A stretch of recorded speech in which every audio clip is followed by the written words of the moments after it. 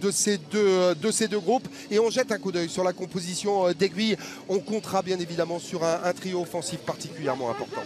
Oui, forcément avec Léger, Vigourou et Erpelding, des attaquants qui ont marqué une dizaine de buts, toutes compétitions confondues, avec à suivre particulièrement Elliot Léger, 16 buts inscrits depuis le début de la saison, un 4-3-3, c'est du grand classique avec une charnière centrale Paulin-Hopf plutôt résistante. Défenseur central a gagné le toss et voici la compo de Lawson. Alors là avec un système en 4-3-3 mais inversé, deux milieux récupérateurs, Teddy Gard et Romain Alvernias. Attention à la doublette des Bruns, Michael et Romain. Oui, Michael Brun en soutien de Romaric normalement.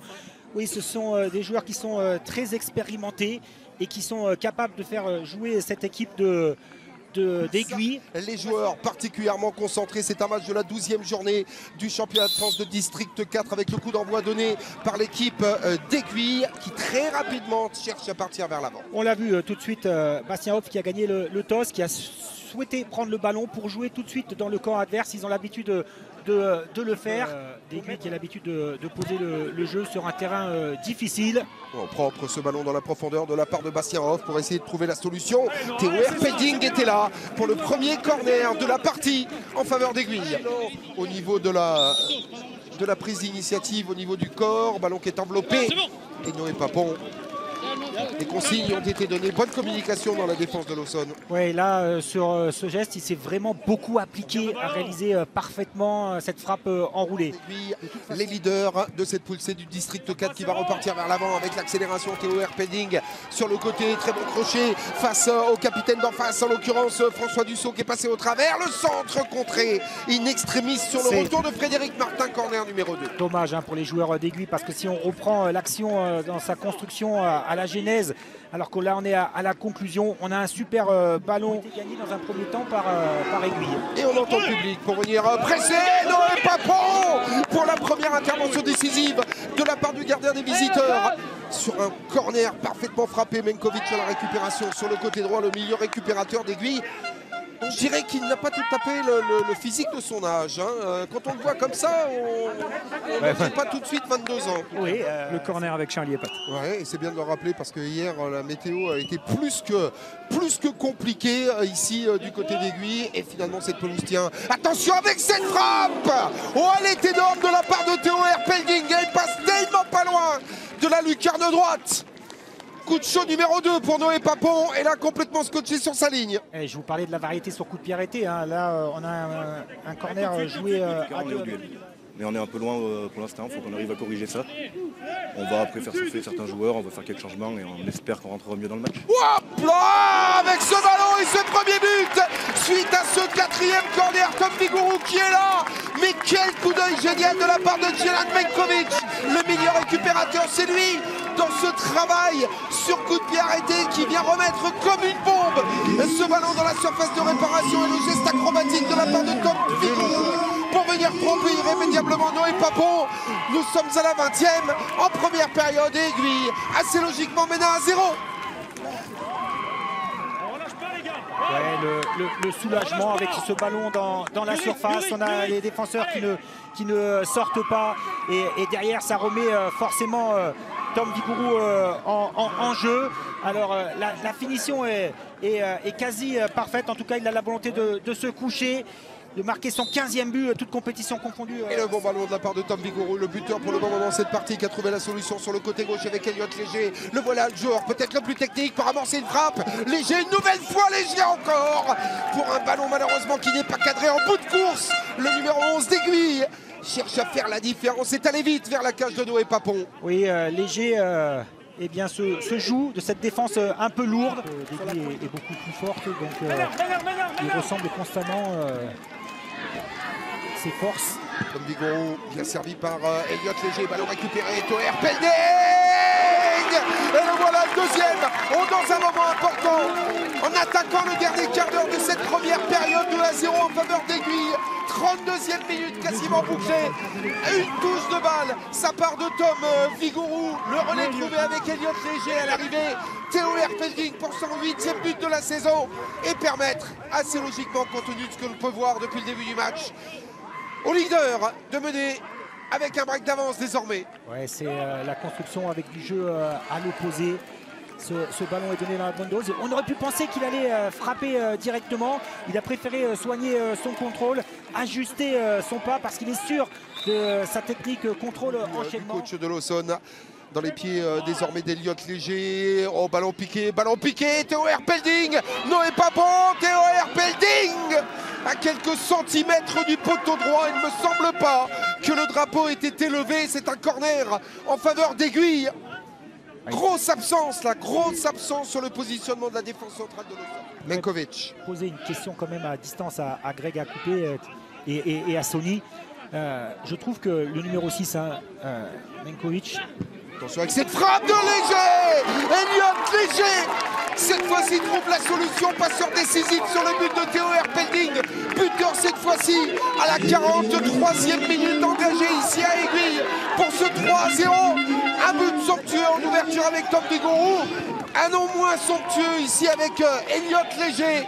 C'est le gamin, comme dit Bernard Hopp, tellement talentueux dans cette équipe. Si seulement il pouvait gagner en maturité, il grimperait des étages importants. Alors là, c'est parfait aussi dans la construction, dans la protection du ballon. Regardez Bastien Hopf, accrédité d'une passe décisive, qui va glisser ce ballon. Et on n'imagine pas quand même la difficulté de réaliser ce geste technique à la perfection dans le relâchement. Regardez le ballon, il rebondit un tout petit peu et derrière il va loger ce ballon. C'est simplement tactique et puis je veux que tout le monde participe à la fête. Donc il faut que tout le monde ait le même temps de jeu à peu près. Voilà. C'est un choix personnel, voilà, uniquement. D'accord, merci beaucoup. On le retrouvera bien évidemment. Attention avec Menkovic qui lui aussi veut participer à la fête. Et deuxième passe décisive pour le milieu récupérateur d'Aiguille qui vient trouver la solution avec Rémi Boulanois sur le côté. Et il s'en fait une petite à 0%. Le numéro 14 d'Aiguille, 8e but de la saison. Le voilà l'ancien champion de France de Jiu-Jitsu, dont on évoquait le fameux volume, et ce ballon récupéré l'intelligence de Menkovic qui écarte à droite, rien à faire pour Noé Papon, 4-0.